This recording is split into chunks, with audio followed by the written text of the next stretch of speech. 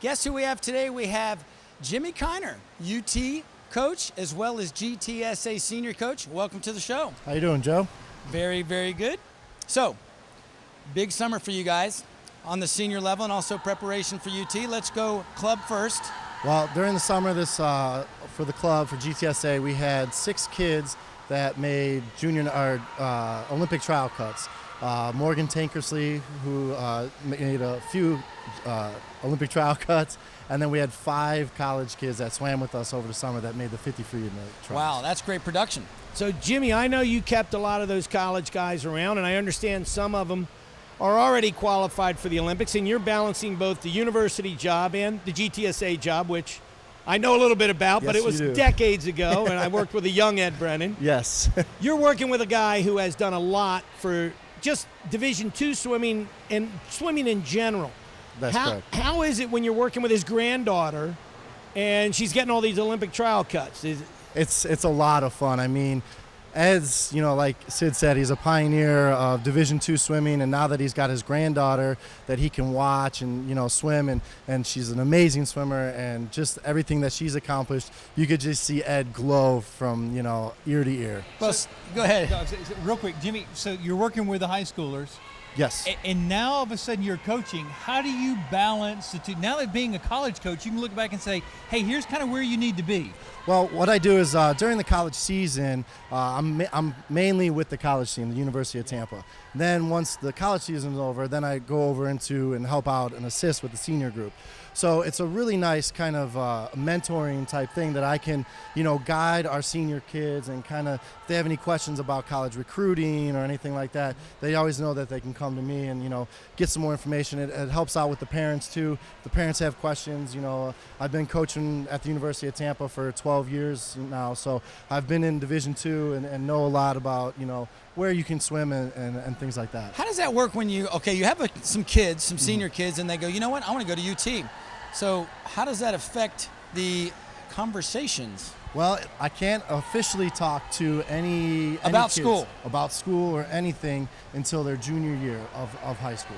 Once they become a junior, then the NCAA allows me to then pursue them as a recruited athlete. We know NCAA is not watching, doing anything that we know of. Okay, what I would say if I was coaching in your position, I would be like, that would look really good in college. Well, Joe, you got to remember, Jimmy's got a lot of integrity. I do. And actually, I didn't do anything the wrong. Division II rules, Joe, that are a little bit different than they D1, are a little bit right? different. Yeah, they are. So their coaches at D2 are allowed to talk to the athletes when they're juniors, whereas I think it's July 1 for Division I, right? Right, but they've also gone to being able to talk to juniors, and that's just a rule switch that just was in place. So now if I'm a Division I or II college coach, I can call somebody up once they start their junior year or July 1st of their going into their junior season. Oh, wow. And that's effective now? Yes. It's a very tight rope. It is. Very tight, I mean, I would catch, because, you're talking to the kids, you get your heart rate up and you're walking around, and you're just like, oh, I shouldn't have said that. Right. I mean, you're not allowed to talk to any of the club swimmers until their final event, no matter if it's a 3-day swim meet, if it's a 1-day swim meet. So once they finish their final event, then you need the permission from the coaches to talk to the athlete, and then you can talk to the athlete. So we know in your program, you had some national records set this summer. Tell me about those. We had a girl by the name of Ella Marlowe that swam fantastic for us all year. She went to the zone meet and then set a NAG record and everything, which is just an absolutely phenomenal feat. Guess whose NAG record it was? I don't know. I think it was Dana Vollmer. Really? Dana Vollmer, that's a serious record. It's a serious record. Yeah. I think the record was 27 flat or something, and she went. Did she go sub 27? Yeah, she was 26. Oh my gosh, that is so crazy fast. Yeah. Well, GTSA is one of the oldest programs in the state and in the nation. We are. Long history, Really? great program of age group swimming in Tampa. How long have they been around? We've been around since 1956. Wow. Where That's do they older swim? than you, Joe. They swam. That's older than me. It's a little. Well, so wait, how long has that pool been there? Well, we swam all over. They swam at the city pools of the city of Tampa, and then they were at the University of Tampa for a long, long time.